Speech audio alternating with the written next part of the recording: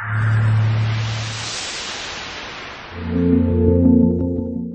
I'm Riley from AWOL Autos. And Sam from Autoblog. And we're here at LaFontaine Toyota in Dearborn, Michigan.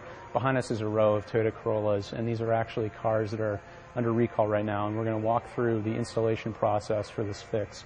Essentially, it's a small shim that the dealership is going to put in underneath the pedal, and it's going to fix the problem. So we're going to meet with Doug, one of the master technicians, and he's going to show us how they do it.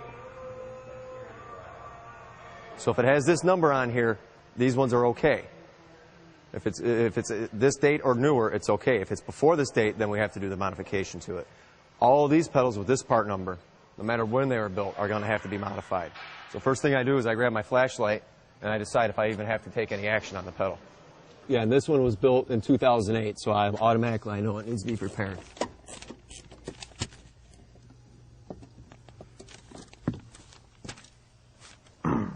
Now what we're going to do is we're going to take a measurement of this gap right here.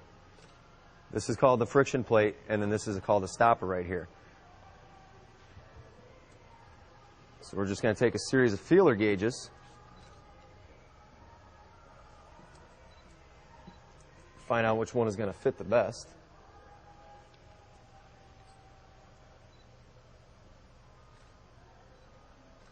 And that looks good. So we'll determine how thick our feeler gauge is.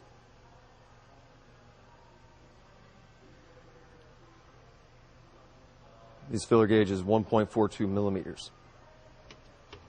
So now I go to my chart that I have right here. Based on my clearance measurement I make, it'll tell me which shim I need. I had 1.42 millimeters, so it looks like I'm going to need the 2.3 millimeter shim. So I'm going to select my 2.3 millimeter shim. Now we're going to actually open the gas pedal up.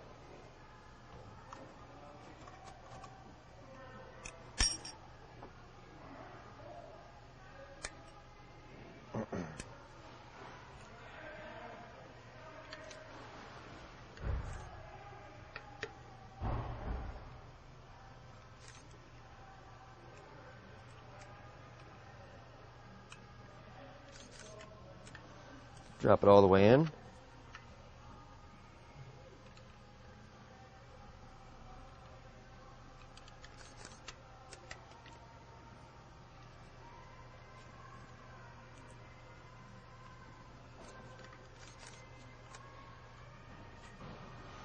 we're going to come from the back side and engage it.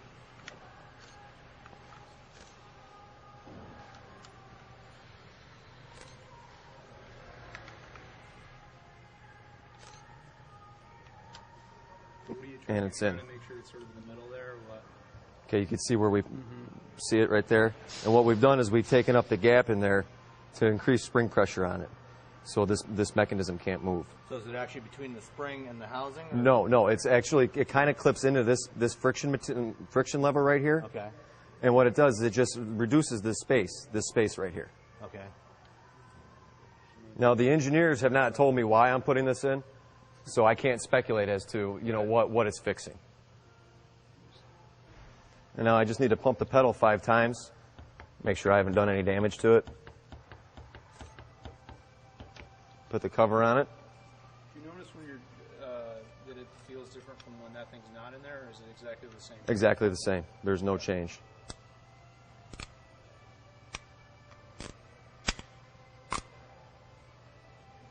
Make sure this is firmly seated in place.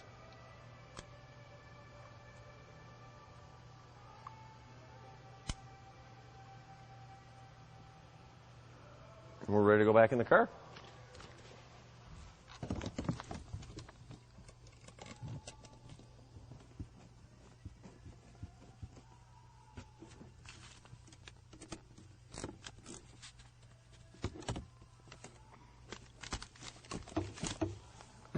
Now we have to verify that we haven't done any damage to the pedal.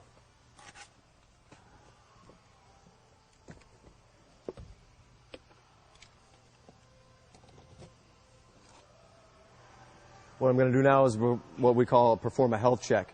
It's going to check for any faults in any of the computers on the car.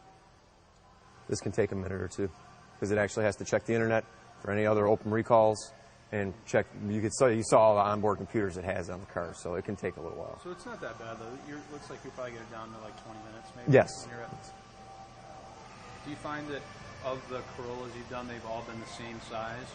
No, there's been a variance. I've seen two of the same size and two different ones so far. Okay. Out of the four I've done. Same year? Yeah, all same years. They were all 10s. What's the range of thicknesses of the shims? They start out at a thickness of 1.4, then we have increments of 0.2, and then it jumps to an increment of 0.3 of a millimeter. So we have a total of 1, 2, 3, 4, 5, 6, 7 different size shims, I believe. Okay, our health check's complete. If I had any issues in any of the computers, I would have a number of which codes are stored in the car. But I'm still not done because now I need to actually go look at the live data of the engine computer and make sure I haven't damaged the range that the sensor reads. Okay, these are the two numbers I'm looking for, the ones I've just highlighted. Okay, accelerator number 1 is at 0.8 of a volt with the pedal free. It should be between 0.5 volt and 1.1 volts, so that looks good. Number 2 should be between 1.2 and 2 volts. It's at 1.6, so that looks good.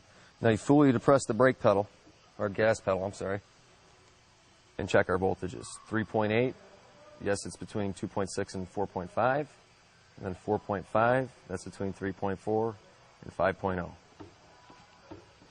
Feels good. Car's ready to go. I'll also be printing off a copy of that health check, attaching one to the repair order for our records, and then giving one to the customer for their own records.